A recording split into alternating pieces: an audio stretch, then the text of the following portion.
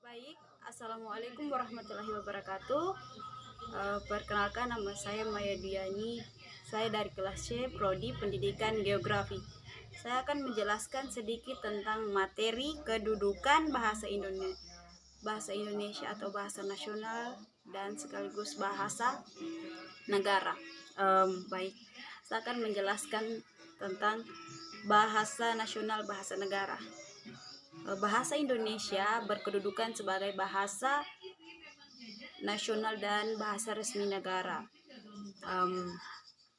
Dalam kedudukan atau bahasa nasional, bahasa Indonesia berfungsi sebagai sarana pemersatu sebagai suku bangsa, dan sebagai sarana komunikasi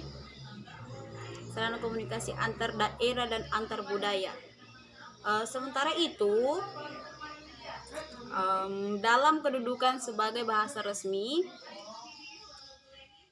bahasa Indonesia sebagai bahasa pengantar pendidikan, bahasa komunikasi tingkat nasional, bahasa media massa, serta bahasa pengembangan dan pemanfaatan ilmu pengetahuan dan teknologi. Dengan kedudukan seperti itu, bahasa Indonesia memiliki peran yang sangat penting dan strategis dalam memfasilitasi proses kemajuan bangsa Indonesia. Dan saya akan menjelaskan tentang fungsi bahasa Indonesia. Fungsi utama bahasa adalah sebagai alat berinteraksi dengan manusia, alat untuk berpikir, serta menyalurkan arti kepercayaan di masyarakat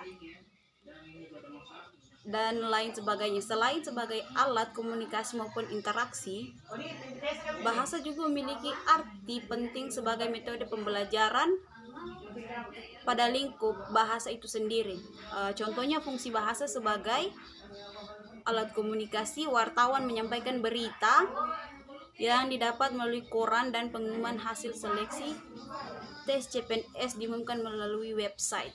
Saya rasa sekian penjelasan dari saya tentang bahasa nasional dan bahasa nasional atau bahasa resmi Indonesia dan fungsi bahasa sekaligus beberapa contohnya. Oke, saya akhiri. Wabillahi taufiq wal hidayah. Wassalamualaikum warahmatullahi wabarakatuh. Hey boy,